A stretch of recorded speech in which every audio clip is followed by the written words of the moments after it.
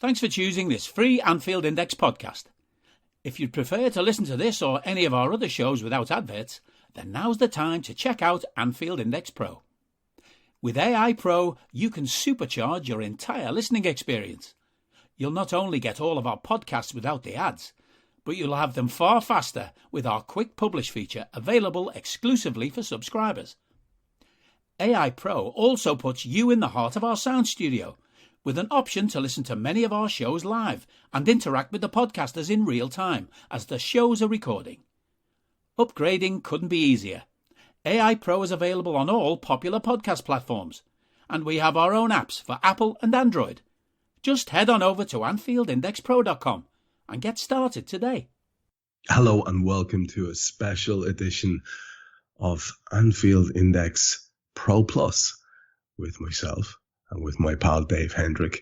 And we're a bit excited about a certain event that's coming up, so we thought we'd have a bit of a chat about it and put it out in the form of a podcast, seeing as I'm sure if you're like us, it's pretty much the only thought in the foreground of your mind all the time. And we thought maybe our ramblings about it might be something that would divert you and keep you from getting the old deli belly in advance.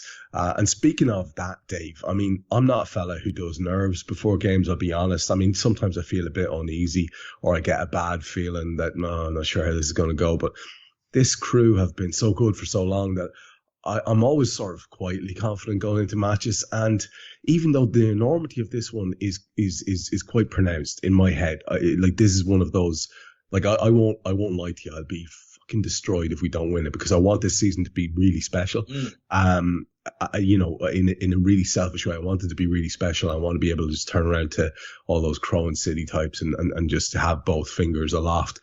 But at the same time, you know, I can't find it within my heart to be. I've seen people all over the internet today going, "Oh, my arse is gone. You know, that's it. I can't even think straight. Blah blah blah."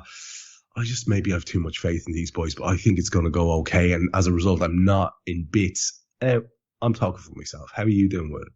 It's a weird one, Trev.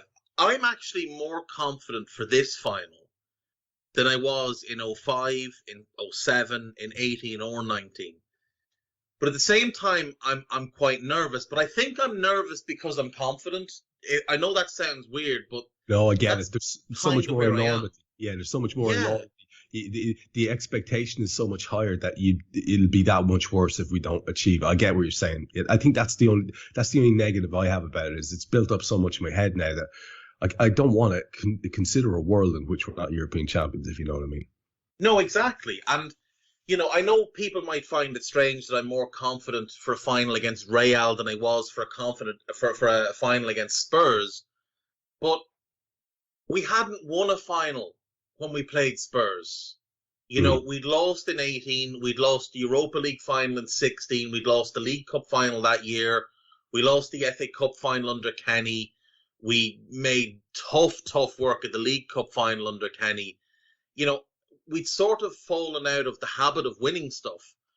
And it was also the fact that they're an English club and they had been, we remember watching them cause us problems a couple of times, now largely down to Dejan the Pebble Lovren, but there was just something about that final that made me uneasy.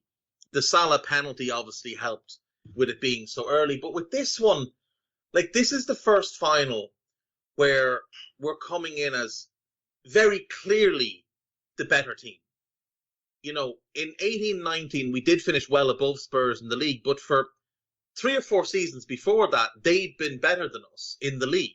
Yeah. So this time, I do feel like we are quite a bit better than Real Madrid, and that sounds mental to say considering some of the names they have in their team.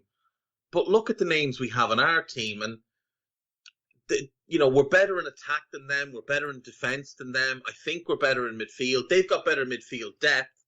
But we've got better defensive depth. We've got better attacking depth. I take our goalkeeper over theirs. I think we often talk about, Liverpool players. There's a few articles out this week about how they didn't have the straightforward path to the top. But the other thing is, these lads, most of them know what it's like to lose a big final. You know, like Trent, Virgil, Robbo, Henderson, Milner, the front three, the old front three, Mo, Bobby and Manny, they all remember what it was like the morning they woke up in Kiev having lost the Champions League final the night before. Yeah. These Real players don't know what that's like. They don't have that. They haven't had to get through that yet. So I don't think our lads will want that ever again. And I think it's also why, we've seen our lads go into games this season, like in cup finals, and be able to grind their way through, even when they're not playing brilliantly, even when things aren't going to plan. They're so hard to beat. We're so hard to break down. We've lost 3 games in all competitions this season. They've lost 4 just in this one. They've lost 3 in the last 3 rounds of this competition. That's good context. And, we've had mini meltdowns, you and I, on various episodes of Raw where we've had 2-goal leads that we've coughed up and ended up in draws and that kind of nonsense. And that's as bad as it's gotten for us, really, if we're being perfectly honest this season. The couple of games we lost, I don't know, you kind of have to shrug at them, really. And the statistics that this team has racked up over the course of the season are bananas.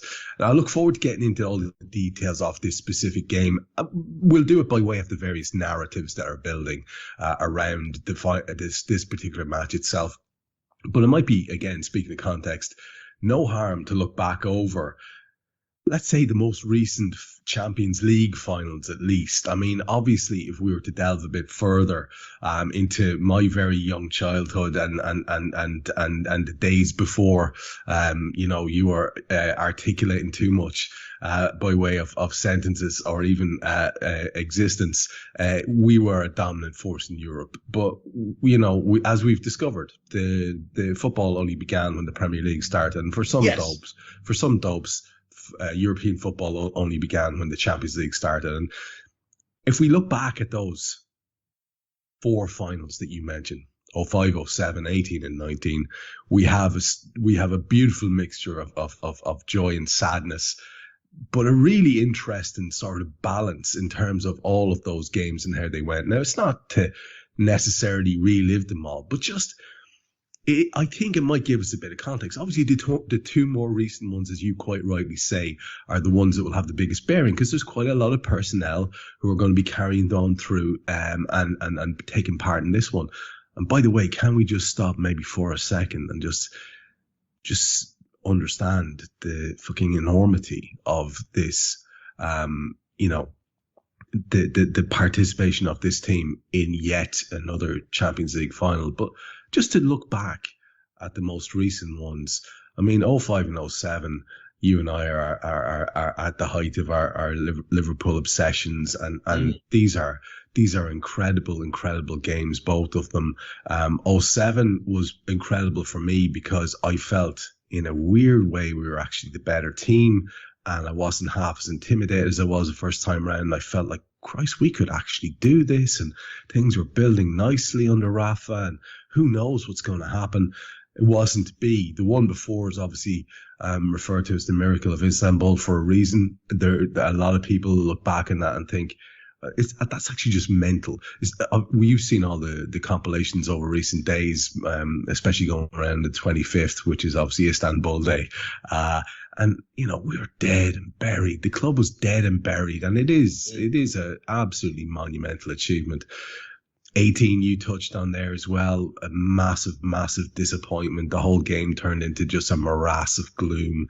Once Mo was gone off, everything seemed to be going against us. But like you, I had a dark enough sort of feeling leading into that one. And then the Tottenham one, which we won in 2019.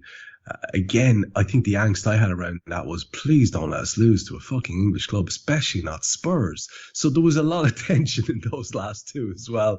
There's not a huge, obviously the big takeaways are we have won 2 Champions Leagues out of 4. But the easy thing to lean into there as well is that we've lost 2. And as you mentioned, we'd lost a lot of finals under Klopp. Klopp himself had lost a lot of finals in a row. But do you think, man, it's as simple as we might have actually cracked it now in terms of, when the seal breaks on something and the flow begins. And I just think perhaps that's the form we're in now. In the context of those previous 4, do you view this one any differently, or what's your memories or your takeaways from those four, and how do they inform how you're feeling about tomorrow? So the 04-05 season, I was going to games regularly, and that season I was at every Champions League game except the final, so I couldn't get a ticket. I didn't want to go to Istanbul without a ticket because, I just didn't want to be there if I couldn't go to the game, because I knew if we lost and I didn't get to go to the game, I might never have come home.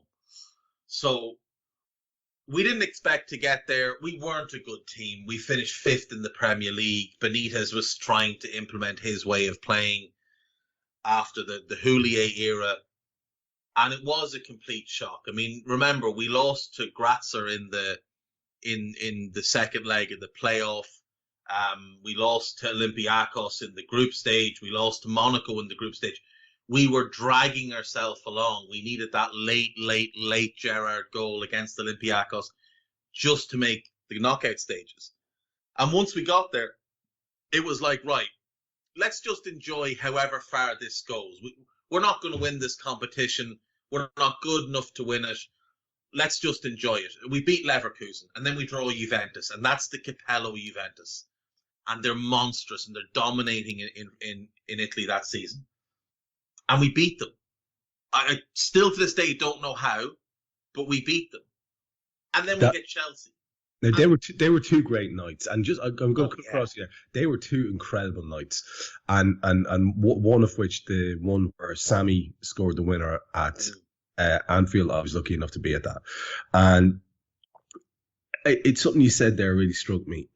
You remember the Houllier run in the Champions League where we'd done the treble, and I think it was the following year then. And 10 games from greatness. 10 games from fucking greatness. And we were looking like we were an outside bet for the Premier League title as well. And we got done by, ironically, Leverkusen, the Michael Ballack era. Now, I don't know how you were feeling at that time on that run, but I actually felt far more confident, probably because we were on the back of winning trophies, ironically, right? And I thought, this team is absolutely tremendous, and I think we have a great chance of winning the Champions League. And then you go to Leverkusen, and it was a real flattener, I won't lie to you. And there was the potential of the semi-final against United, which some people were getting out their knickers in a twist about before we even got past the quarter. But you're right, this is an adventure. This is a boys' own rollicking adventure. And as you say, we paused it there on Juventus. That's mental to go past them. That's mental. Yeah, we were right to beat them. They were flat out a better team than us. And we beat them. And that's when you started to feel like, geez, maybe we can make the final here. You were still looking at it and thinking, we're going to have to get through Chelsea. And they're running away with the Premier League. I think they won the league with like 6 or 7 games to spare that year. They just ran away with it. It was a one-sided ass-kicking waiting to happen. So we go to the bridge, and how we got out of there with a 0-0, I don't know. Lampard misses that sitter. Lampard shouts goal as the ball leaves his boot, and it sails over the bar. An absolute bumpet. So we bring them back to Anfield, and it's the ghost goal. It's the Louis Garcia goal, which has wound Chelsea fans up ever since. But as I like to remind my Chelsea friends, if the goal isn't given, Peter Cech's getting sent off and it's a penalty. Yeah, exactly that. And you're playing 85 minutes with 10 men, and we have a penalty. Yeah. So pick your poison here. They still had, including added time, they still had 90 minutes to come back at us in that game. And by fuck did they come at us in that game. How they didn't score. It was almost like there was just some sort of force field around our goal. Did you lose a chunk of your soul with that good Janssen effort? Because I know I did. I lost a chunk of my hair when the Garcia goal got given. Some fella next to me, I didn't know him, he was stood in the aisle on the steps, and I was stood in the outside seat of a row, and he got pushed forward in the surge when the goal went in, and he put his arm out to grab anything, and he grabbed the top of my head, and he pulled out a chunk of hair. But it didn't matter. It didn't matter. He spent the rest of the game apologising to me while getting progressively more drunk, and his apologies became soppier. And it didn't matter. But yeah, when the good Johnson shot, because we were to the other side of the goal. Obviously, it went right to left. We were stood kind of, as you look at the cop, we were to the right of the goal. And it looked like it was going in from where we were. And you could almost feel the air go out of the ground. And when it went wide, this surge of emotion, it was like we'd scored again. Yeah. Because we were all convinced it was going in. Yeah. And somehow we get by them. And it's AC Milan. And it's Maldini and Cafu and Stam and Nesta. And it's that midfield. It's the best midfield maybe ever of Seedorf and Pirlo and Kaká and Gattuso. And then it's Shevchenko and it's Crespo. And you're looking at this thinking, almost all of these are world class. Like the goalkeeper's he's good, but not world class. And Gattuso's probably a level below world class because he's just a bit of a ratter, really. And you're like, the only player we can really make a real argument is world class is obviously Stevie. Xabi's not quite there yet. Sammy maybe as well. But like who else is starting? And obviously in the days leading up to it, there was a lot of rumours about Kuhl because of the fitness. Is he going to start? Who's starting up front? Is it Barros? Is it Cisse? Who's starting at left back? Will it be Jimmy or will it be Risa? If it's Jimmy, does that mean Risa's left wing, which is what it turned out to be? And then the night of the game, I watched it in my cousin's house. It was me, my cousin, and my best mate. And I remember seeing the team and just thinking, we haven't got a fucking hope here. Like, we're going to get battered in this game. Which we did. And that's the thing. It looked like some sort of fucked up PlayStation scenario. Yeah. If you go and flick on your PS4 or 5 there now and decide to put together a team, you could not put together a team with more awesome talent than AC Milan. And meanwhile, as you said, we're there flipping Reece up into midfield and going with Jimmy Traore at left back, and we were absolutely catastrophically demolished in that first half. It was pure Rocky movie shit, wasn't it? You know. Oh, it was. Something I used to do is I used to try and watch games without the goals. Do you know? Yes. I'd edit out the goals and then I'd watch I'd download the game, I'd edit out the goals and I'd watch the game just to get a feel for, what the game actually. If you do that with that game, that is the single most one-sided Champions League final or European Cup final ever. There's 94 minutes of normal time, 32 minutes of extra time. So you're looking at 126 minutes. We were good, and good for 6 minutes, and they battered us for the rest of it. Like this, even Carragher has said it. If you look at that final without that 6 minutes, Milan played about as perfectly as you could possibly play. They destroyed us, but for 6 minutes, we tore them apart, and in some weird fucked up way, that's all we actually needed.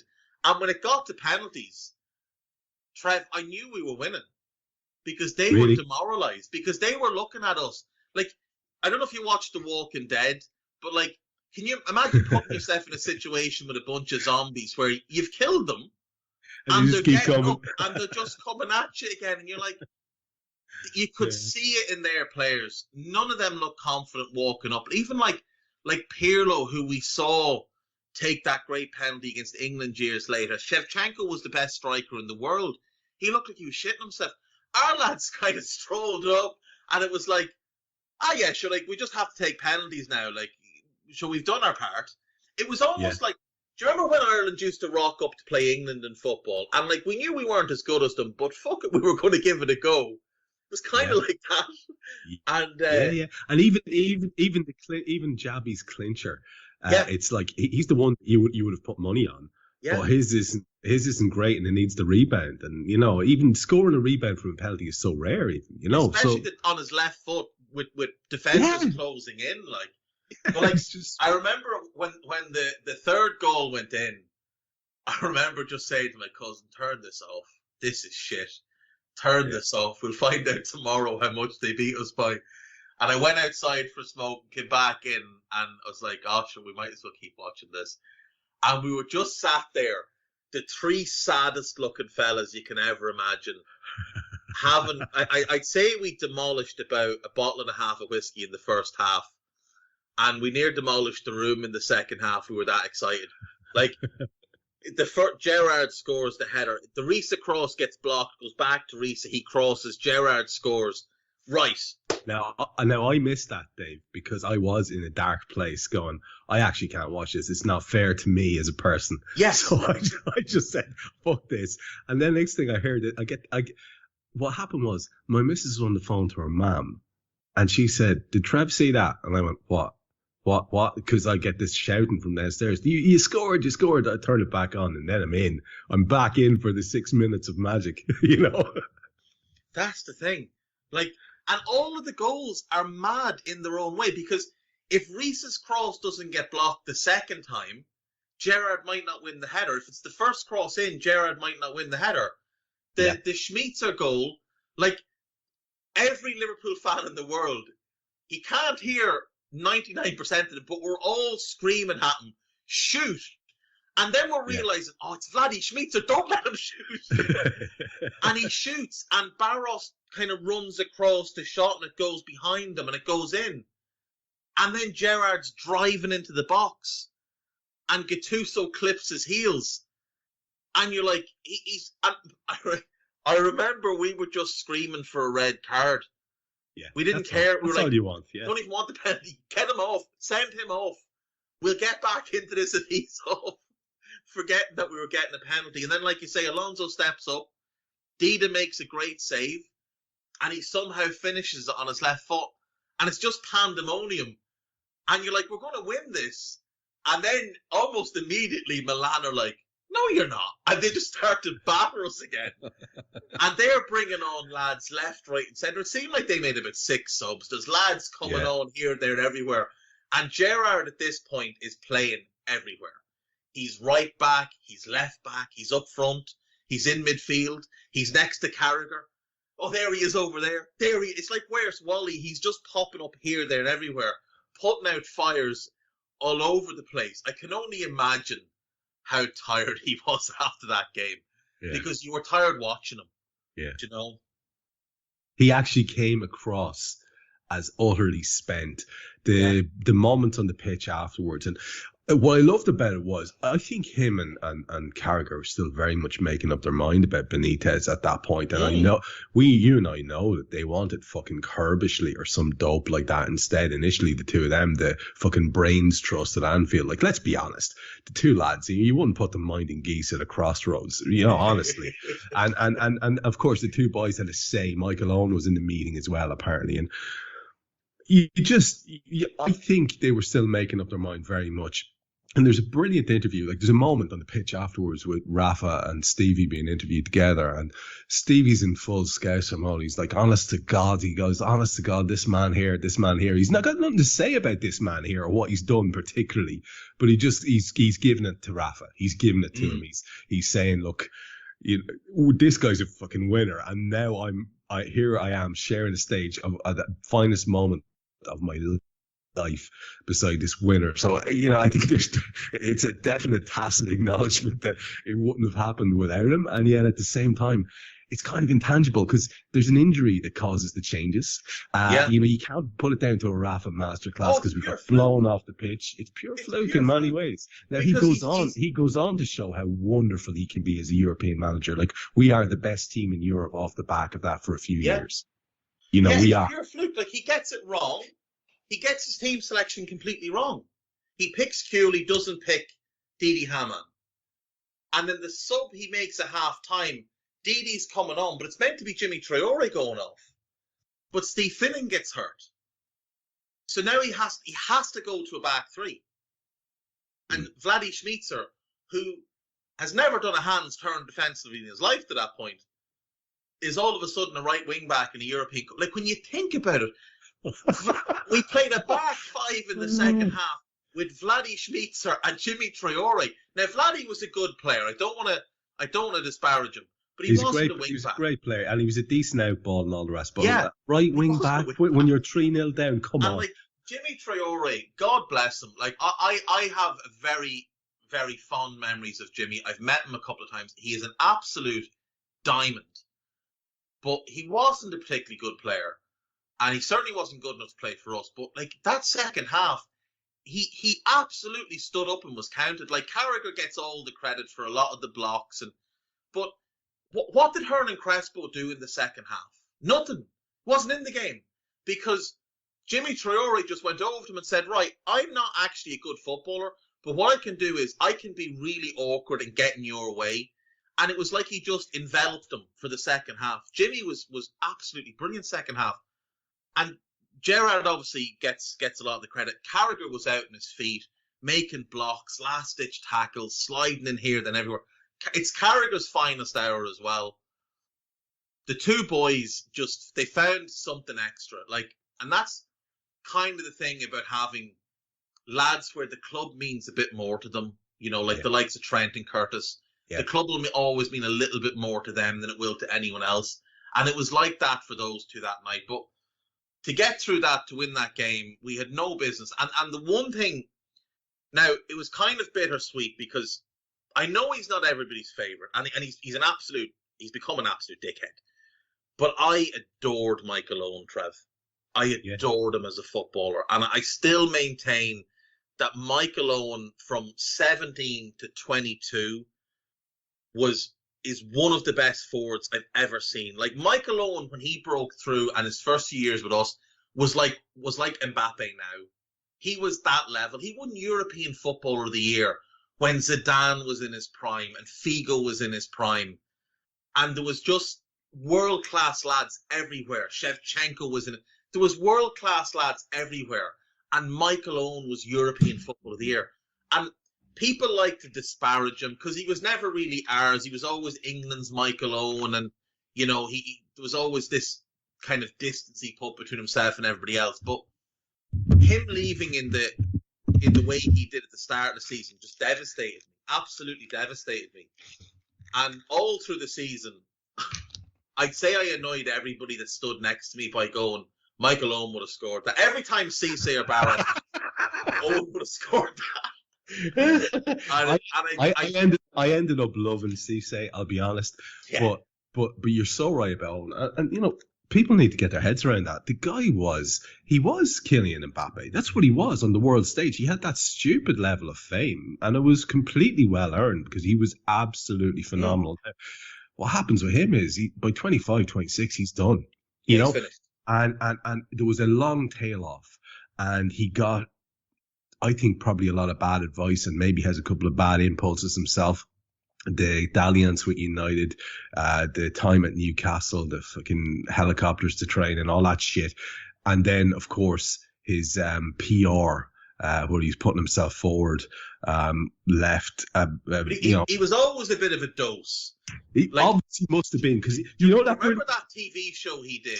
Yes, with the kids. With the kid in goal. He said, yes, 1-0 Owen. Congratulations, he's 15.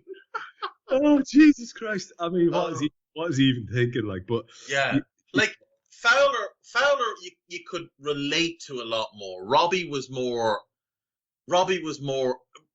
I don't think Robbie was incredible. Don't get me wrong, but I don't think Robbie, even at the very best of Robbie, I don't think he reached the level that Owen reached as a player. As a goal scorer, they were neck and neck. But did you not love him more? I mean, Robbie's I love Robbie more as player. A person. Yeah. But Robbie, you could relate. See, that was the thing. Robbie, you loved him as a player and as a person, because Robbie was just a fella, a lad who played football. Michael Owen was a brand from the age of 18. So you loved him as a player, but you couldn't relate to him as a person.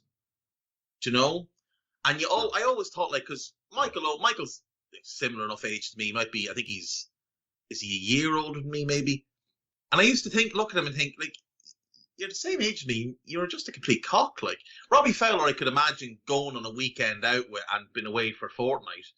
Michael, you'd bring him on a night out and you'd bring him home after 20 minutes.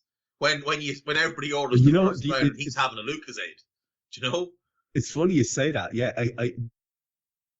that's exactly it. It's funny you say that, because one of the things I've been sort of aware of, just, you know, when you're coming up, is that the Manchester City superfan Liam Gallagher is around about my age. He's a little bit older than me, and so you'd be often like, you know, in the early days, I'm going, oh, for fuck's sake, I've got as much talent as this fucker, and look where he is. And I kind of grudgingly admired Oasis back in the day. Obviously, that fell off a cliff, and then most of the time since, I've been just going, this knobhead. And again, it's something because he's a peer of yours. I don't know what it is, but you sort of end up thinking, I'm looking at him now going, dude, you're in your late 40s, give it a rest, seriously. Yeah. Like, you know, you do imprint on people who are your own age a little bit more, and sort of have these different expectations of them. I love that you're looking at Owen going, lad, my age, stop acting a knob. He's 2 years older than me.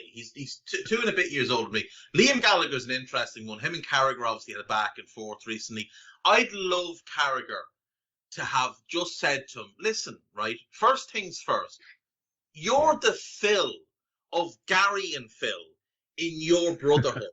You're not famous without Noel. Noel is the reason Oasis were great, because he wrote the music.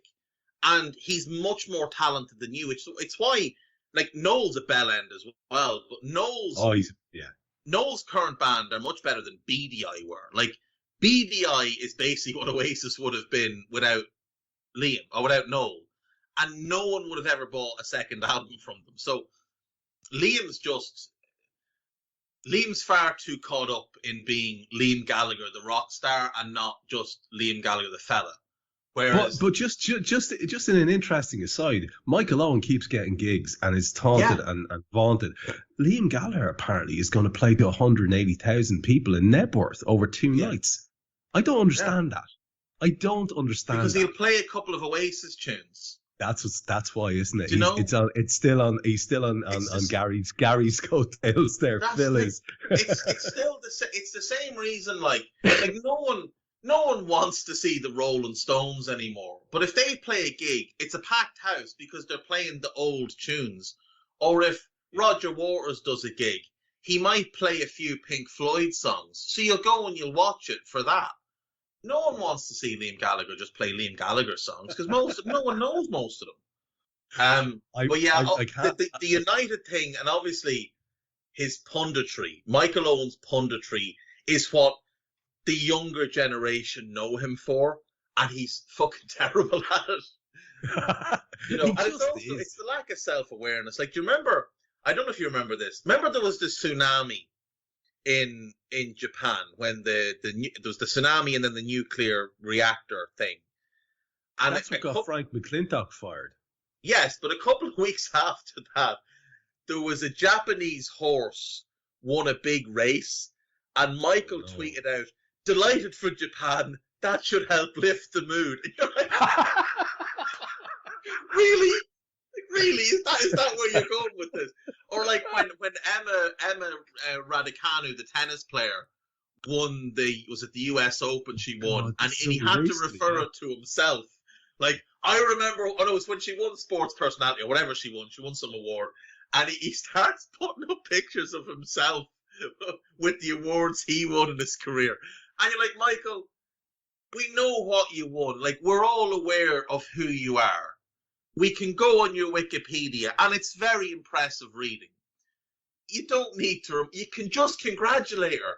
You can just say, "Congrats, that's amazing. You're going to have a great career." You don't need to say you're having a good career. But let me tell you what I did. I had a great career. Like, no one cares, Michael.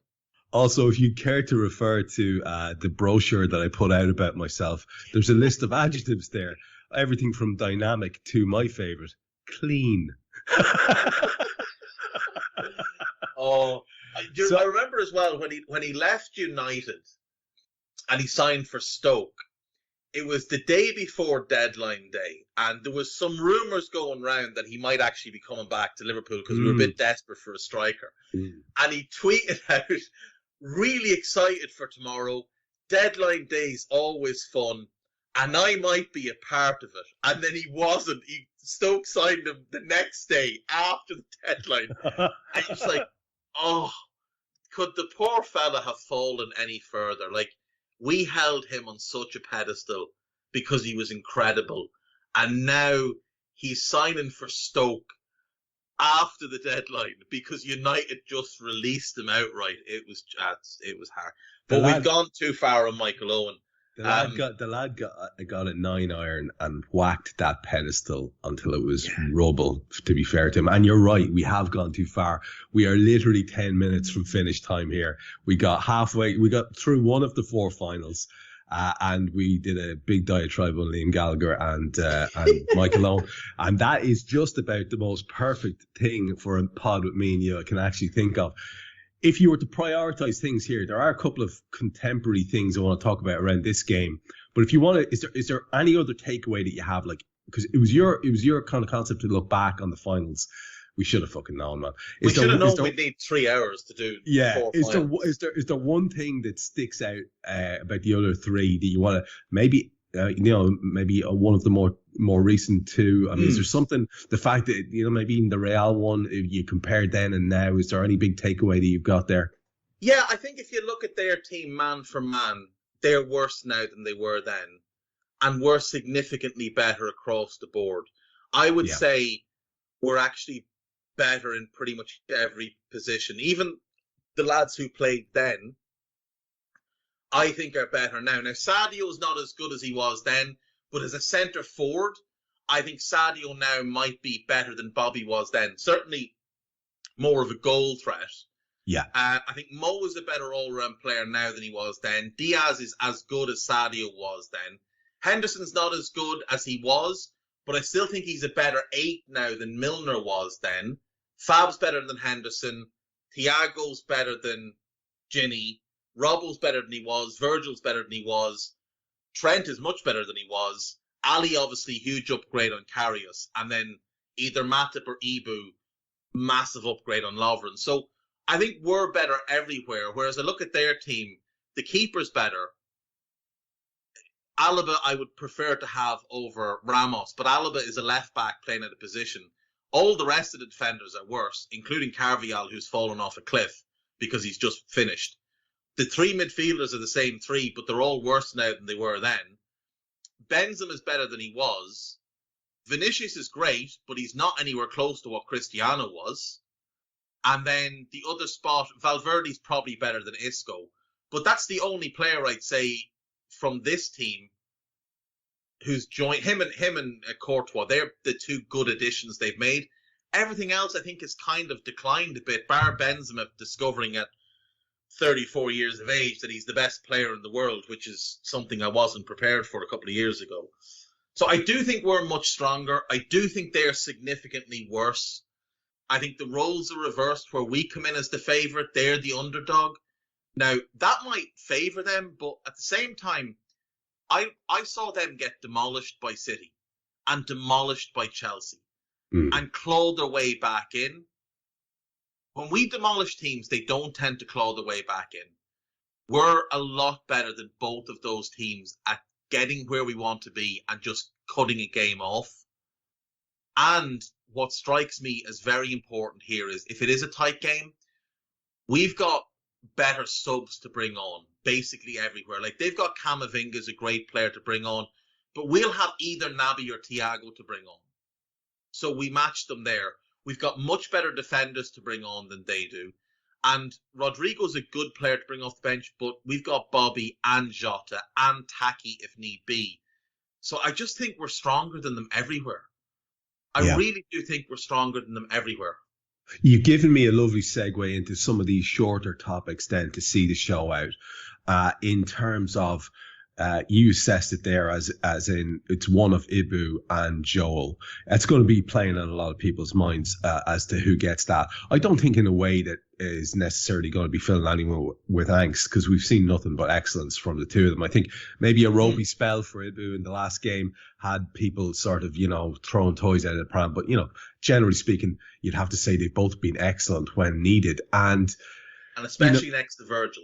And especially next to Virgil. So if you had to call it for this game in particular, thinking about the personnel that the opposition will be employing, I find myself, I have to say, and I don't know why it is, but I find myself thinking that Joel might just have that added calm and experience, and for that reason, I'm kind of find myself half hoping that the manager will pick him. But at the same time, it's not a drop off; it's just a different fella you're getting who has different strengths. Yeah, they're both very much on a par, I think, in terms of excellence. So it won't kill me one way or the other, but I have an inkling towards Joel myself, and I think the manager might. If I asked you to call it, what way would you go?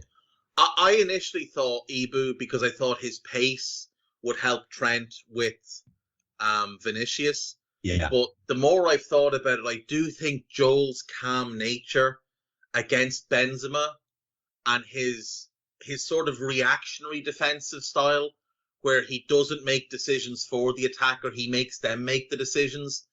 Benzema's brilliant in his movement, and he's also great in like little fake movements where he makes a short run one direction, knowing he's going the other, and he gets that defender to bite on that run. And he did it to Diaz a couple of times, where he took 2 steps one way, and Diaz was just galloping off in that direction, and Benzema just walked back the other way, and all of a sudden he had 4 yards of space. Joel is better at reacting to attackers' movements. He won't think, oh, he's going that way, I'm going to get there first, and just gallop off like a lunatic. Yeah. Joel will stay. I think Joel's calm head reading of the game, and he's just so unflappable. Like, nothing seems to... But I don't... Like, Joel might not even know it's a Champions League final. They might not tell him. They might just tell him it's a charity game. And yes, you do have to get on a plane, Joel, but don't worry, it's still Anfield, so don't worry. We're just flying around. The aeroplane company, they're sponsoring the game. Don't worry about it, Joel. It's fine. It's fine. Nothing phases him. He just doesn't care. He's Joel, and there he is, and he's just going to do his Joel things. The other thing Joel brings that I think could be important is that ball carrying, because you know that Benzema's not going to want to chase him. And their midfield is quite slow. Like, Kroos and Modric were never quick to begin with. Now, both very much fall into the slow category. And if Joel is running through their midfield, I think it could cause chaos that they won't be used to. So I am definitely leaning towards Joel. But the truth of it is, as you said, there's no wrong decision here. They're both brilliant. And that's absolutely it. Yeah. Perform.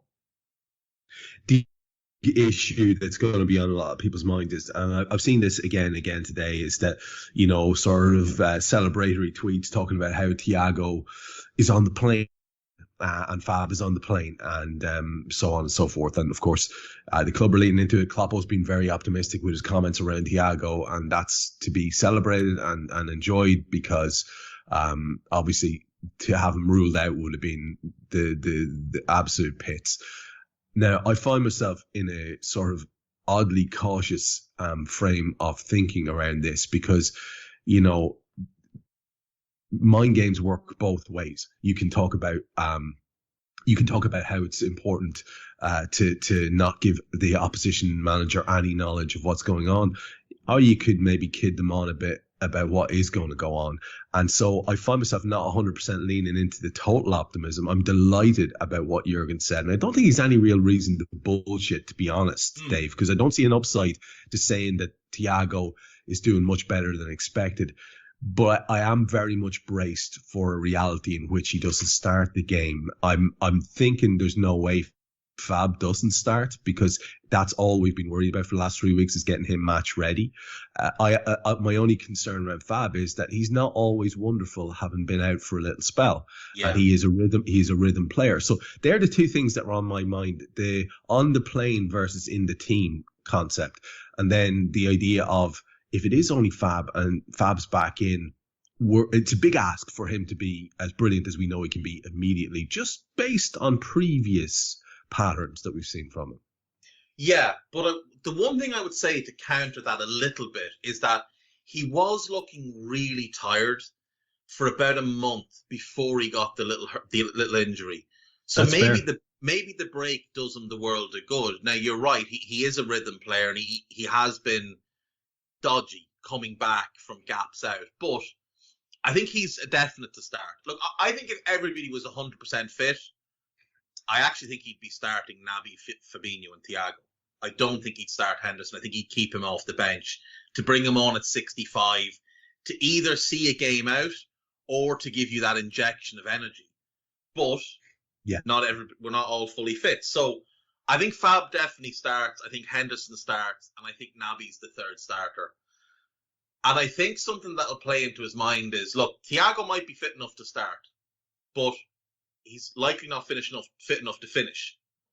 So if you start him, you know that's one sub that you're already going to have to use. And when is that sub going to be needed? Could it be that he's 15 minutes in and he pulls up and he needs to come off? In which case, now you're bringing on Naby. Now you're asking Henderson to play 90, which he doesn't always do. You're asking Fab to play 90. You're giving Naby 75. And that's all well and good if the game ends in 90. But what if it goes to extra time? So I think he starts Henderson, Fabinho and Naby with the idea of bringing Thiago on at about 60 for one of the two number 8s, or for Fab with Henderson dropping into the number 8. Because our other midfield options, I mean, you don't really want Milner on for any more than 10 minutes and maybe a penalty shootout. Curtis could be an option to bring on. He's big, he's rangy, he's a good athlete, he's strong, he presses well, he holds the ball well. If you're winning the game, I'm more than happy for Curtis to come on and just keep the ball, because he keeps the ball brilliantly. But I do think it makes more sense to start Naby and bring Thiago off the bench. Now, of course, that's all. Everything you're saying, I'm nodding my head along with here. But obviously, both of us would be thrilled to bits if the recovery has been complete enough that Thiago can start and play a game. You know, even if it's a little bit of a risk, you would love to see that too, no doubt. Oh, without question. Yeah. Without question. I mean, look, the thing is, Mo came off in the FA Cup final and Virgil came off in the FA Cup final. And basically everything that was said about them was, if we didn't have a Champions League final coming up, they'd have been left on. They weren't actually injured. They were just hurt.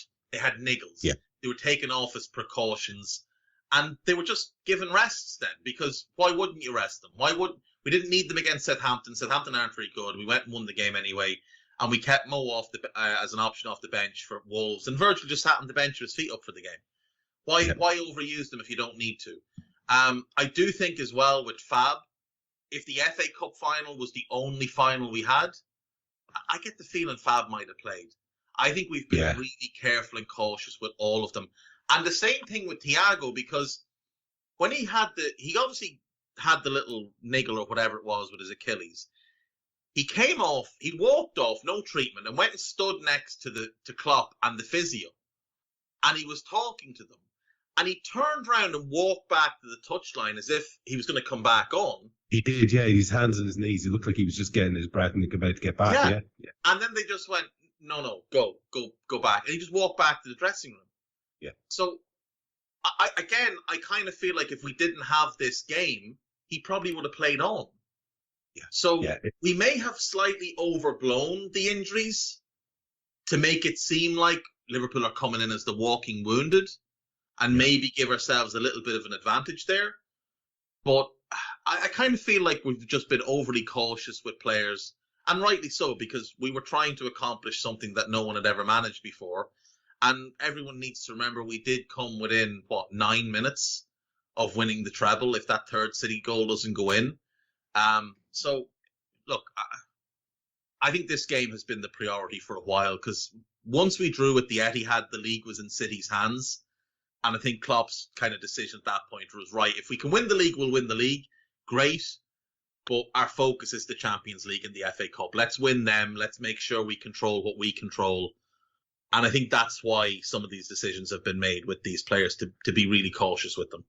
And these boys have done absolutely everything they could to win that league. Let's just be honest about that as well. So, they are absolutely doing everything, ticking every box. The fact that a thing that was out of our hands ended up being taken out of our hands. You can't get too bent out of shape like that. I was lost in the sadness of it for a day or so, but you just have to, these guys are winners and they've got an opportunity to win the biggest trophy in the world. And maybe as a kind of a palate cleanser to get away from the enormity of this, because it's fucking massive, if we're being honest.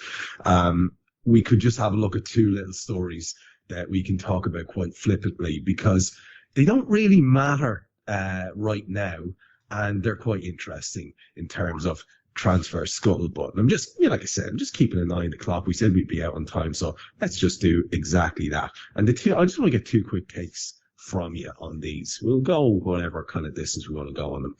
One story is about an outgoing situation, and it won't stop. It doesn't matter where you go for refuge, in the newspapers, websites, Twitter, football accounts.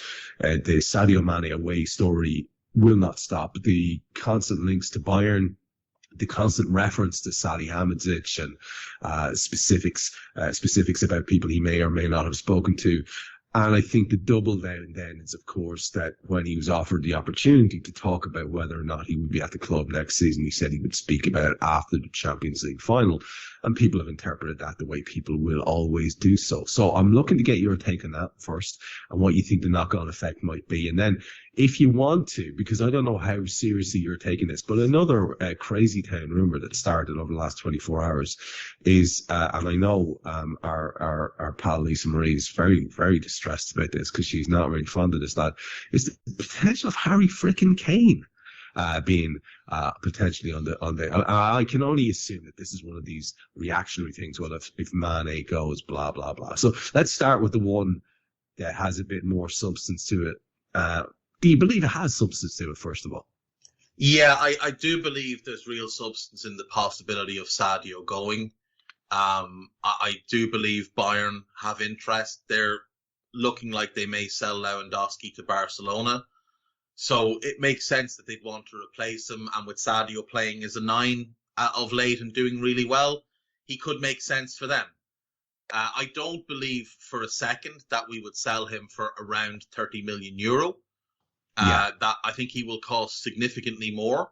Why that specific detail then? Because there's a reason for everything. There's a reason for all these stories. 30 million euro is basically what we paid them for Thiago, who was the same age, same contract length. But the differences are, number one, Thiago's been injury prone for quite a few years. And he's also a midfielder.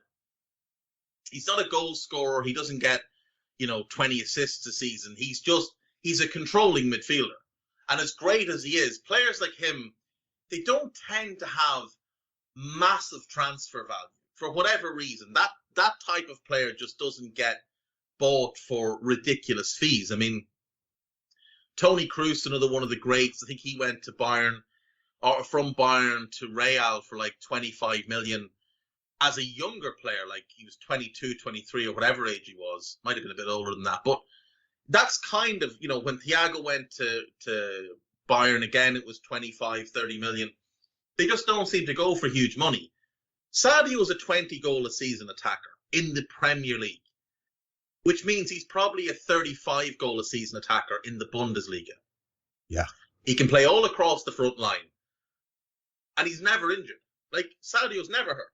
So, I think Sadio's going to command a fee in the 50 million range. And that's 50 million pounds, not euro. And I think Bayern will pay it, because I think they'll get close enough to that for Lewandowski from Barca. And remember, Lewandowski's 3 years older than Sadio. And while he's the better 9, he's not a better all-round player. Like, Sadio is just as good an all-round player as Lewandowski. So I think we'll get a good fee for him. I also think, like, PSG could have interest if they can find somewhere to send Neymar. It wouldn't surprise me if Real have interest. They've had a lot of interest in the past. So I do think there's a strong possibility he could go. I think if there's one of the front three that we're more willing to let go, I think it's probably him. I think Salah's the one we desperately want to keep. I think Bobby's probably the easiest to keep and has the least value on the market, so it makes you'd nearly be better off just running Bobby into the ground next season and letting him leave on a free than trying to sell him this summer. So I do think there's some substance to Sadio. I don't for 1 second believe there's any substance to Harry Kane. He is 29 years of age this summer. He has a history of ankle injuries. He basically went on strike last summer to try and force a move, which suggests he's a bit of a dickhead. His on-field behaviour suggests he's a bit of a dickhead. He's going to want mega money. He's going to cost 100 million as well. So you factor in age, injury history, price tag, wages. I just don't see any chance that we would go anywhere near him. And I don't know where this rumour originated. I'm looking at an article in the Express, which is basically a toilet. But that article is from today. So, according to somebody on another Liverpool podcast, that's how bad the Express is. They've written an article citing a Liverpool-related podcast. So I don't, and with respect, the fella who said it is the type who says these type of things just to get it out there for a bit of a laugh. Yeah. I don't for 1 second believe there's any truth to us holding talks with Kane or considering Harry Kane. He's a great player, but I don't think he passes the dickhead test. He certainly doesn't pass the price tag test. Like, if we're going to spend massive money on a striker, I'd imagine it would be like a Darwin Núñez or an Simeon type, someone that we could get 8 great years out of. Not someone He's not even the most likely Spurs player to sign for Liverpool. Like, I mean, no. if Klopp was going to get anyone, it'd be Son. You know, Son, I mean, this is the thing. And Son, I know, like, he's the same age as Kane, so he's the wrong age profile already. He would cost stupid money. Like you said, Kane would obviously cost stupid money. But I think, can't blow past that point that you made a couple of times. And it was the first thing you went to. It is, you're right. Kane does not pass the dickhead test, and that is all that fucking matters, because there's no proper knobheads at our club. You've got lads with various sizes, egos, and I'm sure fellas fall out while wrestle, but it's a massive part of the recruitment thing is if Klopp thinks he's a sound enough fella and if he's going to do what he's told. And if he's not in. And how can anyone think that a lad who's been absolutely lording it over a Premier League club, like Lord Horseshite, as they'd say around here, for several years, like an absolute king in his castle, is going to somehow develop the humility to adapt to a Jurgen Klopp system? Come on. I mean, it's a mental idea. Not one of our players would go on a golf course and walk around with cameras talking to Gary Neville about why he might want to leave his current club. Not one of them. No. None of our players would go on holiday and refuse to return because we didn't get the move we wanted, which he did. He was a week late back from training. And he tried to say it was a communications error, but that was bullshit, because Spurs had already come out and said, we thought he was going to be here, he's not here, we don't know what's going on. None of our players would basically phone it in for 5 months the way he did from August through to December. Like, people, it's the weirdest thing. I've seen people pick Team of the Year this year and put Harry Kane in their Team of the Year. The guy was garbage for the first half of the season. Like, absolute garbage. And most of his performances were, when he did play, were really, really poor. And he didn't look like he was actually trying all that much. Like, I know he scored, like, people say, oh, he scored such and such an amount of goals. Look at the actual goals that he scored. Like, look at the goals that he scored pre-Christmas. So, he scored against NS Mura. He scored a hat-trick against them. And he scored one against them in the return leg. So, he got 4 goals in the Europa Conference League, which, we don't do. So, that was what he did there. He scored, I think, in the League Cup against the Wolves reserves. So there's 5 goals. And in the league, he got 1 against Newcastle, who, as you remember, were garbage at the time. He scored against us in a game he should have been sent off in. He scored against Palace.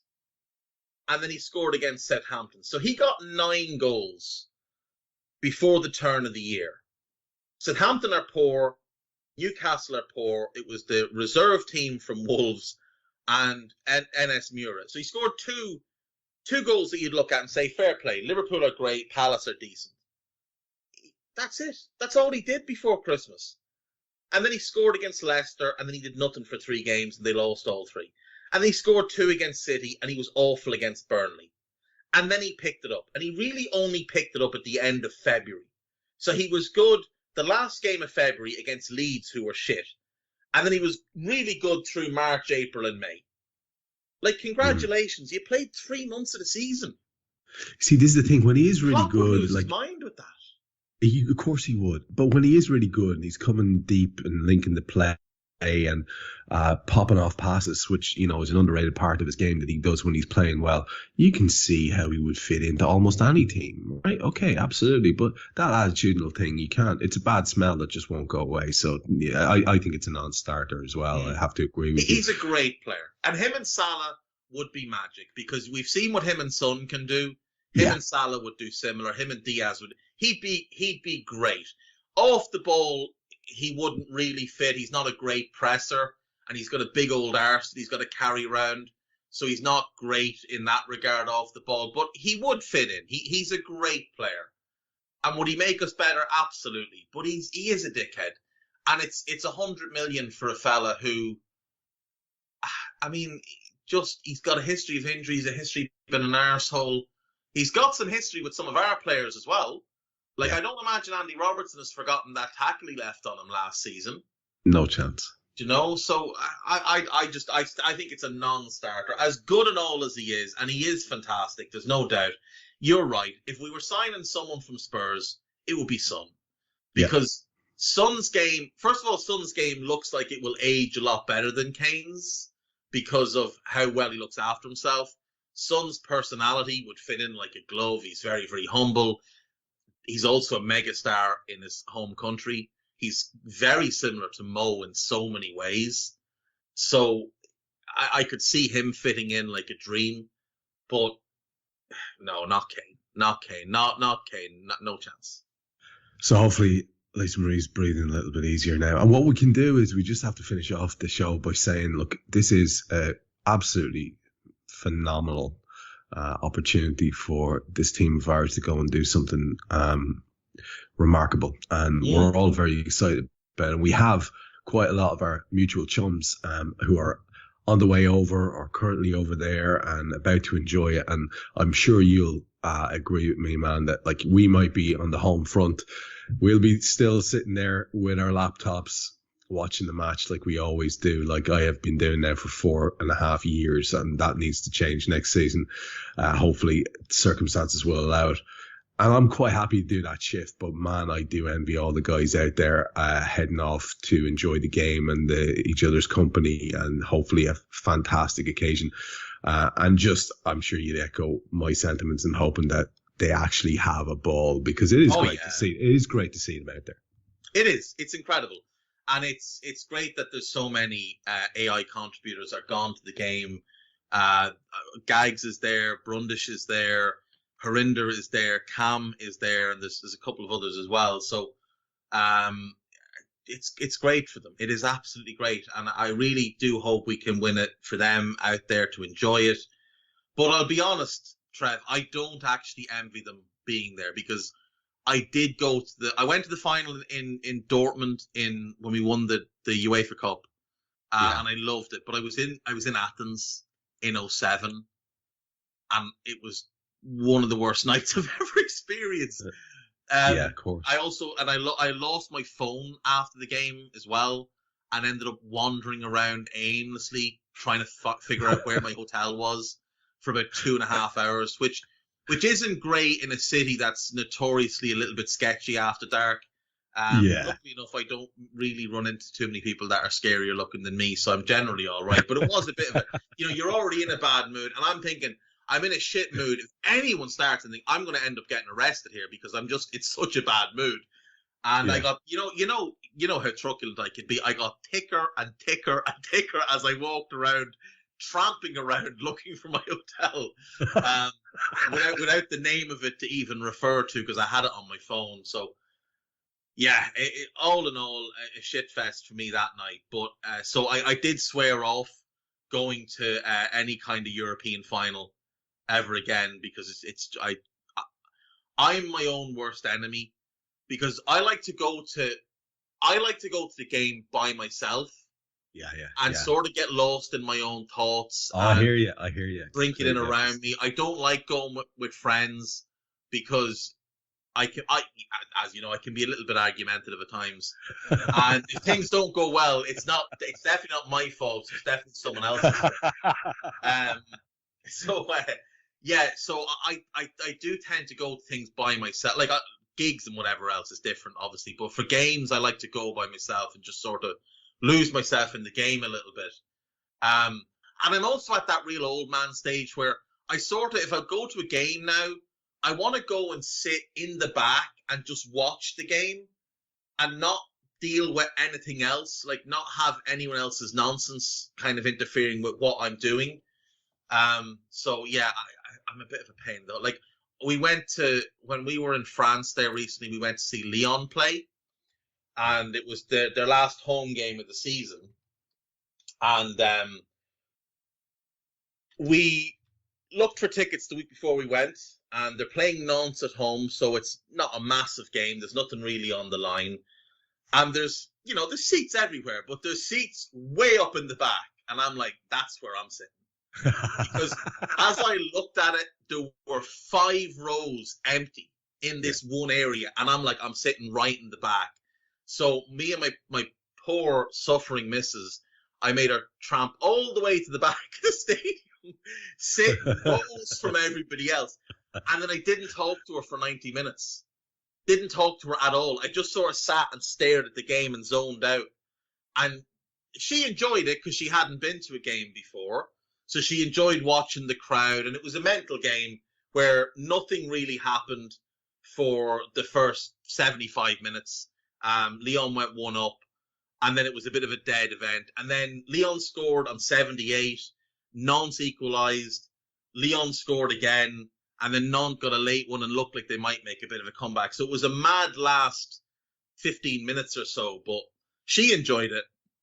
And I just sat there like some sort of psychopath, just staring at the game and completely oblivious to everything else that was going on. At one point, she actually moved from the seat next to me to the seat beside that because I was talking to myself. What I was doing was I was talking to the players and to pass the ball, but not shouting it. I was just kind of mumbling it to myself. Like, I'm better off watching the game at home. I'm better off watching the game at home. That's the most on-brand Hendrick anecdote I've ever heard. It's fantastic. The other thing as well, Trev, is if I went to the game and we won, there'd be a lot of happiness around, and it doesn't really fit with what I'm about. So that's not going to sit well with you. No, I want misery. That's what I want. I want misery. No, I think we can safely say that what you want is absolute victory and our team to dominate and absolutely hit the opposition. Yeah. But for you to be able to sit at home grumbling about something or other. I want it to be a really shit 2-0 win. That's what I really want. A really shit 2-0. Yeah, that's exactly. Well, here's my hope for the game. My hope for the game is that we win a dour occasion quite safely. And we're doing Raw afterwards, and you get to be just giving out shit about how Jordan Henderson isn't really up to it anymore. Yes. Oh, man.